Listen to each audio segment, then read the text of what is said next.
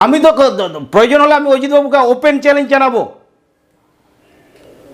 কি ওরা জাস্টিফিকেশন দিবে, কেন ওরা কুর্মীরা এসটি হতে পারবে না। আমি ওপেন চ্যালেঞ্জ দিচ্ছি, দরকার আমি ডিবেট করে আপনারা দেখিয়ে দেবো যে ওরা কেন হতে পারবে না। এই টিভি চ্যানেলের মাধ্যমে আমি সবাইকে আমি জানিয়ে দিতে চাই, এটা হচ্ছে আমাদের অস্তিত্বের সংকটের লড়াই। এইখানে কে আমাদেরকে সাহায্য করলো না করলো সেটা বড় কথা নয়, এটা আমাদেরকে বাঁচতে গেলে আমাদেরকে দিয়েই লড়তে হবে। আমরাই লড়বো, আমরাই মোকাবিলা করব। জোহার, নমস্কার। আর আপনারা দেখছেন দিনাম খবর। গত 8ই জুন আমরা সারা পশ্চিমবঙ্গ রাজ্যব্যাপী দেখলাম বাংলা বন্ধ। বাংলা বন্ধটা কিছু ছিল? বাংলা বন্ধটা ছিল ইউনাইটেড ফোরাম অফ অল আদিবাসী অর্গানাইজেশনের পক্ষ থেকে 12 ঘন্টার বন্ধ ডাকা হয়েছিল।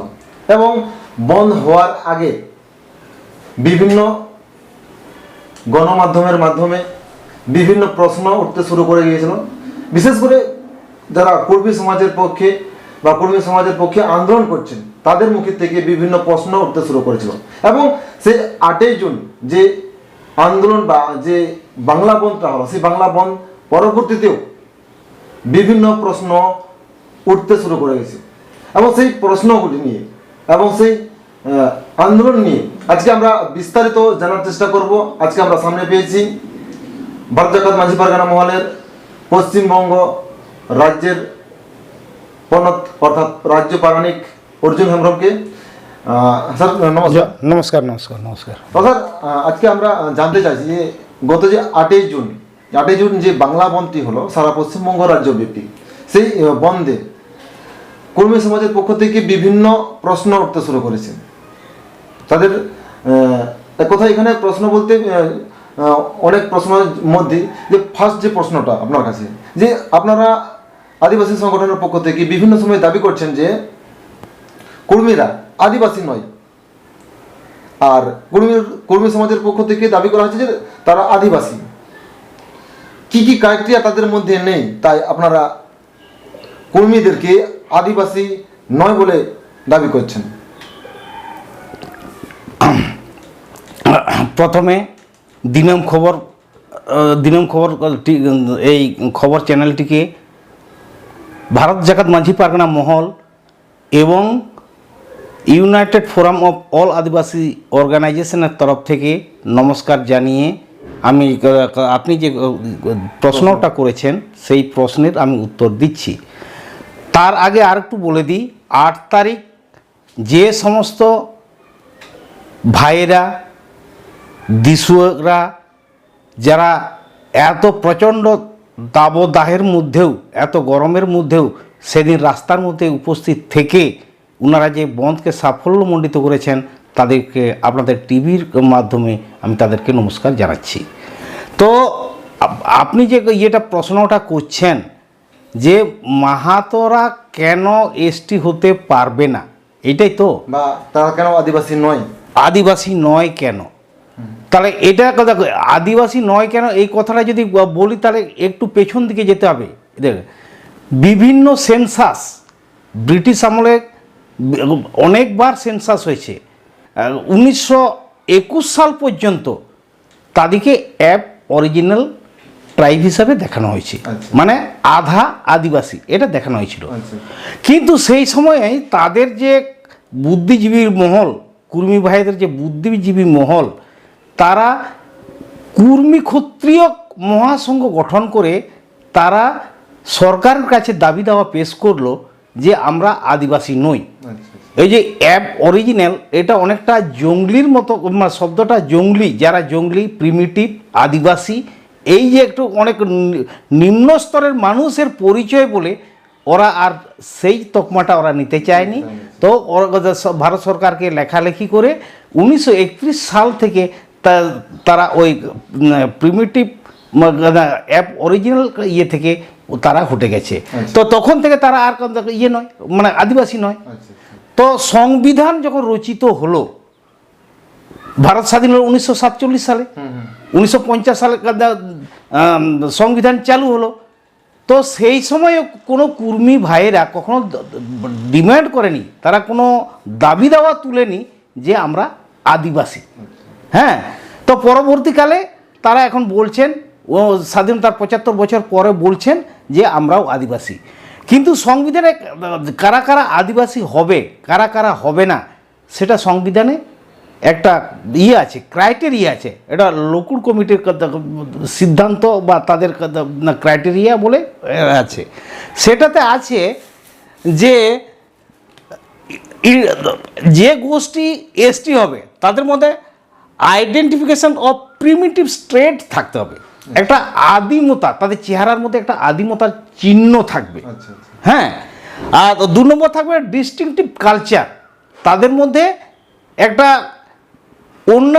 অন্য জনগোষ্ঠীর যে সংস্কৃতি বলি, কালচার যেটাকে বলি, সেই সংস্কৃতিতে তাদের একটা ভিন্ন হবে এবং সেই কালচারটা অনেকটা প্রিমিটিভ স্টেজের যে আদিবাসী গোষ্ঠী সেই রকম কালচার হতে হবে।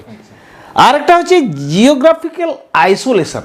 জিওগ্রাফিক্যাল আইসোলেশন কি, যারা বনে জঙ্গলে পাহাড় পর্বতে থাকে, বিভিন্ন পাহাড়ে থাকে, যারা তথাকথিত সভ্য সমাজ থেকে একটু দূরে আছে। হ্যাঁ, এটাকে বলা হয় জিওগ্রাফিক্যাল আইসোলেশন। আর তাদের মধ্যে আরেকটা জিনিস থাকবে সাইনেস অফ কন্ট্যাক্ট, যারা বিভিন্ন তথাকথিত সভ্য সমাজের জনগোষ্ঠীর সঙ্গে কথা বলতে গেলে যারা লজ্জা বোধ করে, এই জিনিসটা থাকবে। আর কি থাকবে, একটা হচ্ছে ব্যাকওয়ার্ডনেস, এটা ইকোনমিক্যালি এবং সোশিক্যালি, সামাজিকভাবে এবং অর্থনৈতিকভাবে তারা পিছিয়ে থাকবে। এই যে 5টি ক্রাইটেরিয়া, এই 5টি ক্রাইটেরিয়া ফুলফিল করলে তবেই এসটি হওয়া যায়। কিন্তু কুর্মী ভাইদের ক্ষেত্রে এই 5টি ক্রাইটেরিয়া তারা ফুলফিল করতে পারছে না। এই জন্য তারা বহুবার 2017 পর থেকে 2013 পর থেকে ওরা বহুবার দরখাস্ত করেছে। হ্যাঁ, সিআরআইকে করেছে, আমাদের রাজ্য সরকারকে করেছে, ভারত সরকারকে করেছে, কিন্তু যতবার সিআরআই রিপোর্ট দিল্লিতে গেছে ততবারই রিজেক্ট হয়ে চলে এসছে, 4 বার রিজেক্ট হয়ে এসছে। এবং বিভিন্ন ক্রাইটেরিয়া ওরা লিখে পাঠাচ্ছে যে এই ক্রাইটেরিয়া না ফুলফিল করলে এসটি হওয়া যাবে না। আচ্ছা, এখন তারা তো আদিবাসী কর্মী সমাজ হিসেবে তারা নিজেদেরকে দাবি করছেন এবং তারা রাস্তায় নেমে বিভিন্ন সময়ে ডহর ছেকা, রেল টেকা বিভিন্ন আন্দোলন করছেন এবং তারা একটাই দাবি করছেন যে রাজ্য সরকারকে অতি শীঘ্রই তাদেরকে কমেন্টমেন্ট জাস্টিফিকেশন যাতে কেন্দ্রকে পাঠানো হয়, তারা সেটাই দাবি করছেন এবং সেই দাবির ভিত্তিতে তারা বিভিন্ন সময়ে আন্দোলন করছেন। কেননা বিভিন্ন জাতি তার গণতান্ত্রিক অধিকারে তার আন্দোলন করতেই পারেন, সেটা তার মৌলিক অধিকার। এবং সেই সঙ্গে সঙ্গে এখানে কমেন্টমেন্ট জাস্টিফিকেশন, এই কমেন্টমেন্ট জাস্টিফিকেশন কেন্দ্রকে পাঠানোর জন্য ইতিমধ্যে নবান্ন থেকে সবুজ সংকেত দেওয়া হয়েছে বা এখানে বর্তমান শাসক দল তিনিও বলেছেন যে কমেন্টমেন্ট জাস্টিফিকেশন কেন্দ্রকে পাঠানো হবে। এবং সেই কমেন্টমেন্ট জাস্টিফিকেশনে আপনারা কি কি দেখলেন যে যা কমেন্টমেন্ট জাস্টিফিকেশনের পক্ষে সেটা আদিবাসী হিসেবে তারা পরিচয় পেতে পারে না, সেই কি কি ক্রাইটেরিয়া রয়েছে তার জন্য আপনারা এরকমভাবে আন্দোলন করছেন? যে সিআরআই রিপোর্ট যেটা দিল্লিতে পাঠানো হয়েছিল সেটা ফেরত এসছে। তারা অনেকগুলো কোয়ারি করেছেন, তার মধ্যে সম্ভবত 7টা না 11টা এরকম কোয়ারি আছে। তারা কোয়ারি করছেন, তারা জানতে চাইছেন যে সিআরআই রিপোর্ট যে পরিবর্তন করে বা মডিফিকেশন করে যে পাঠানো হবে, কেন হবে? কারণ কুর্মীরা ওরা বৃহৎ চাষি। আমরা যে তাদের অর্থনৈতিকভাবে পিছিয়ে পড়া বা সামাজিকভাবে পিছিয়ে পড়া এটা বলতে পারি না। ওরা বৃহৎ চাষি এবং ইয়েতে শুধু আমাদের মেদিনীপুরের কুর্মী নয় তো, আমাদের পুরো ঝাড়খণ্ড বেল্টের যে কুর্মীরা আছে তারা সেই হিসাবে তারা অনেক জমির মালিক আছে। আরেকটা আছে সামাজিক যে সম্মানতা, রেসপেক্টিভ, ওরা কিন্তু সামাজিকভাবে অন্যান্য যে জাতি আছে তথাগত অগ্রসর যে জাতি আছে, কুর্মীরাও সেই রকম অগ্রসর জাতি, তাদের ব্রাহ্মণরাও তাদের হাত থেকে ওরা জল খায়। তার মানে আমরা যে আদিবাসী যারা সেই আদিবাসী থেকে ওরা অনেক জল পান করে। হ্যাঁ ওরা অনেক উপরে ধাপে আছে। আরও আছে যে ওই যে বললাম ব্রাহ্মণরা তাদের হাত থেকে জল খায়, এটা তো আছেই। শুধু তাই নয়, ওরা তথাকথিত আমরা যা উঁচু জাত যাদেরকে বলি সেই রকম ব্রাহ্মণদের মতো ওরা পৈতা পরে, আচ্ছা আচ্ছা। যেটা প্রিমিটিভ কালচারের মধ্যে পড়ে না। অর্থাৎ এক কথা এখানে বলা যায় যে আদিবাসীরা যে অনেক সময় দাবি করে যে তারা প্রাকৃতির পূজা, হ্যাঁ প্রকৃতির পূজারী, ওরা কিন্তু সেটা হচ্ছে না, ওরা হচ্ছে পৈতা ধারণ করে মানে ব্রাহ্মণদের ব্রাহ্মণদের মতো। তো এইখান থেকে ওটা প্রিমিটিভ বা আদিবাসীদের সেটা পরিচয় নয়। হ্যাঁ, তারপরে আরেকটা জিনিস যেটা জাস্টিফিকেশনে যেটা জানতে চেয়েছে যে ওরা যদি এসটি হয়, মানে কুর্মী ভাইরা যদি এসটি হয়, তাহলে তো ওরা তো নিচের দিকে নেমে যাচ্ছে। হ্যাঁ, আমরা যারা করি সাধারণত আমরা যাতে উঁচুর দিকে যেতে চাই, হ্যাঁ ওরা নিচের দিকে নামতে চাইছে কেন, এইটা একটা কথা ওরা জাস্টিফিকেশন চেয়েছে। তারপরে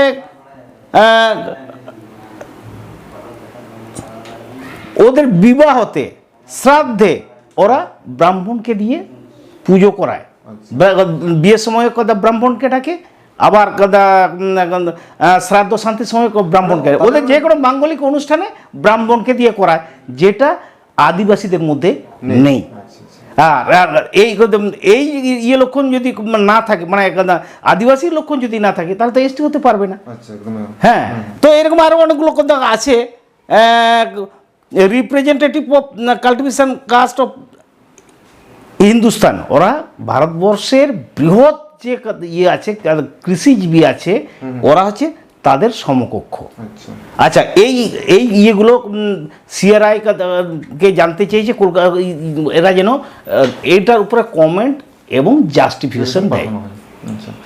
আচ্ছা, এই যে সমস্ত ক্রাইটেরিয়াগুলো বললেন, এটা ছাড়াও যে আমরা যে গত 8 তারিখ যে আন্দোলনটা দেখলাম, সারা বাংলা জুড়ে যে আন্দোলনটা দেখলাম, সেই আন্দোলন পরে এখানে অজিতবাবু অনেক মন্তব্য করেছেন যে শিবু সোরেনের সঙ্গে তিনি কাজ করেছেন ঝাড়খণ্ড আন্দোলনের সঙ্গে, এবং বর্তমানেও কর্মী সমাজ বা কর্মী জাতিরা যাতে এসটি তালিকায় অন্তর্ভুক্ত হয় সে নিয়েও কাজ করছেন। কিন্তু এখানে তিনি দাবি করেছেন যে সেই সময় যাদের সঙ্গে তিনি কাজ করেছেন তারা এতটা বিরোধ করেনি, কিন্তু বর্তমানে আপনাদের মতন যে সমস্ত সংগঠনগুলো রয়েছে, তিনি আবার এখানে বলেছেন যে কয়েকটি সংগঠন, সাঁওতালদের কয়েকটি সংগঠন বা আদিবাসীদের কয়েকটি সংগঠন তাদের বিরোধিতা করছে। এটা কেন হচ্ছে? আপনারা তাদেরকে কেন বিরোধিতা করছেন কেন? প্রথমত শ্রীযুক্ত অজিত মাহাতো মহাশয়কে আমি আমাদের সংগঠনের তরফ থেকে আমি নমস্কার জানাচ্ছি।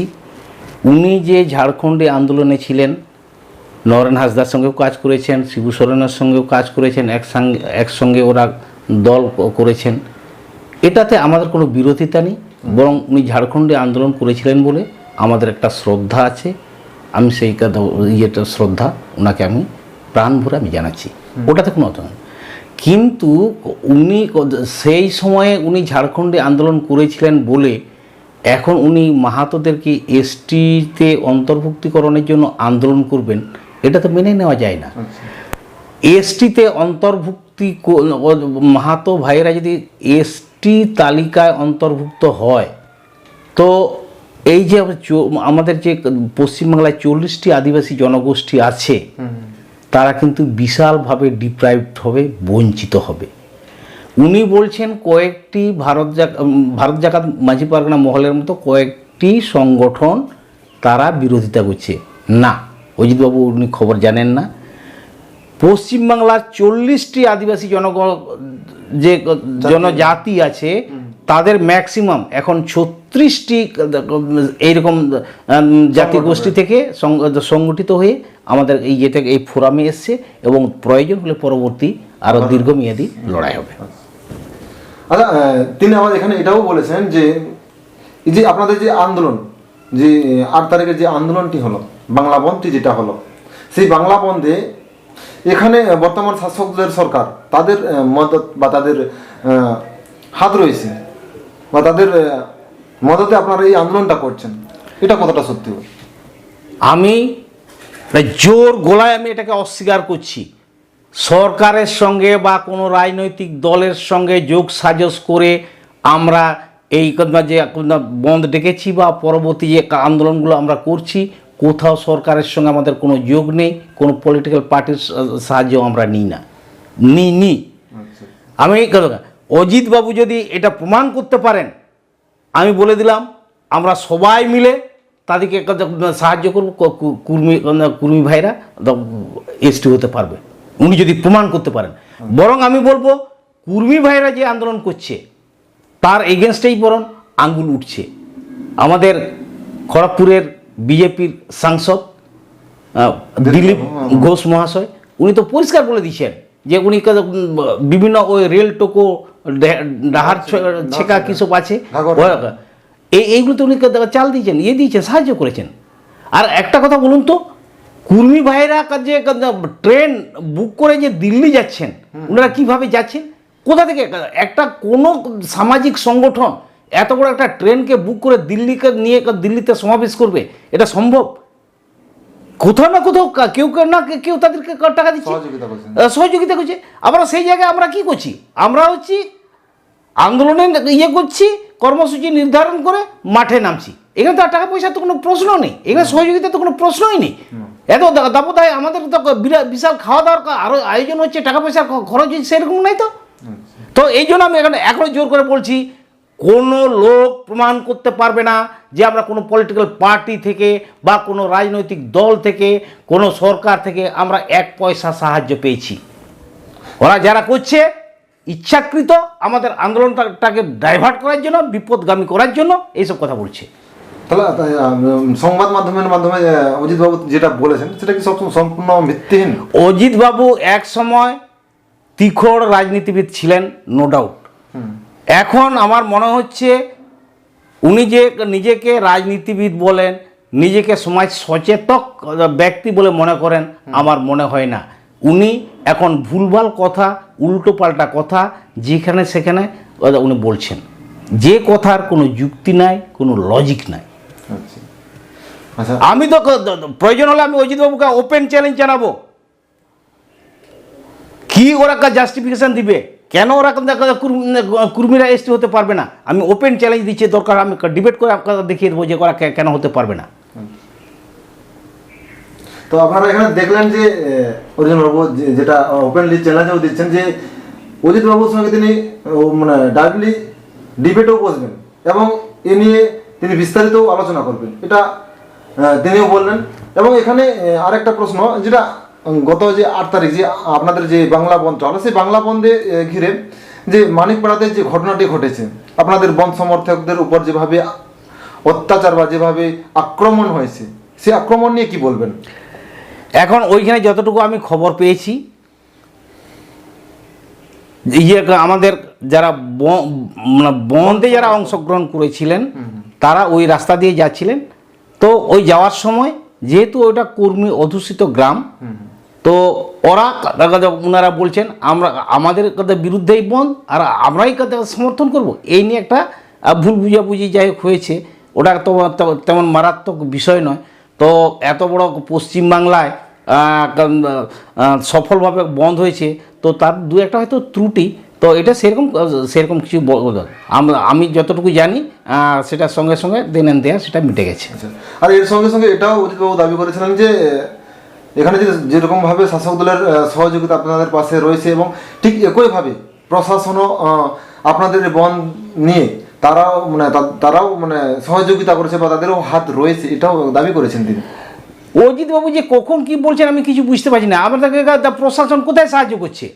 ওরা যে কুর্মী ভাইরা যে 7 দিন 8 দিন ধরে রেল অবরোধ করলো, ওইখানে তো পুলিশ দাঁড়িয়েছিল, পুলিশকে ওদিকে মেরেছে?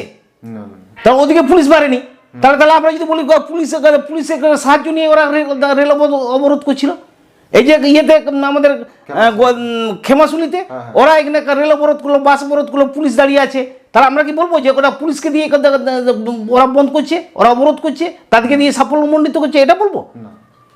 আমরা রাস্তায় আমাদের যে পয়েন্টে অবরোধ করার কথা, আমরা সেই পয়েন্টে আমরা অবরোধ করেছি, আমরা পিকেটিং করেছি, আমাদের লোক ছিল। তো তো পুলিশ মনে করেছে, অ্যাডমিনিস্ট্রেশন মনে করেছে যে শান্তি শৃঙ্খলা বজায় রাখার জন্য তাদের থাকতে হবে, প্রশাসনকে থাকতে হবে, ওরা থেকেছে। তার মানে এই নয় যে ওরা আমাদেরকে সাহায্য করছে বলে আমরা আন্দোলন করছি। আমার এই টিভি চ্যানেলের মাধ্যমে আমি সবাইকে জানিয়ে দিতে চাই, এটা হচ্ছে আমাদের অস্তিত্বের সংকটের লড়াই। এইখানে কে আমাদেরকে সাহায্য করলো না করলো সেটা বড় কথা নয়, এটা আমাদেরকে বাঁচতে গেলে আমাদেরকে দিয়েই লড়তে হবে, আমরাই লড়বো, আমরাই মোকাবিলা করব।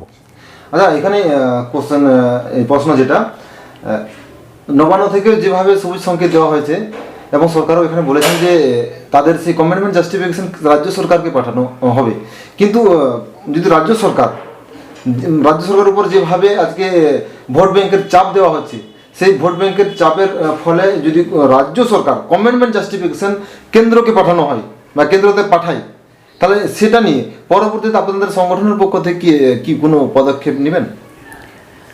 আমি তো আগেই বলেছি, কোনো রকম অসাংবিধানিকভাবে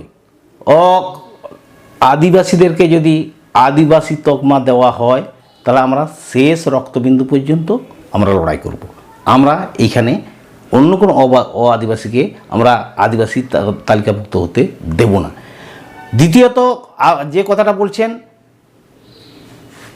আগেই বলেছিলাম যে কুর্মী ভাইয়েরা যে গণতান্ত্রিক পদ্ধতিতে চিঠি চাপাটি করে সরকারকে, ভারত সরকারকে, পশ্চিমবঙ্গ সরকারকে, সিআরআইকে, আরজিআইকে যে চিঠিগুলো দিয়েছেন তাদের রিজেক্ট হয়ে গেছে।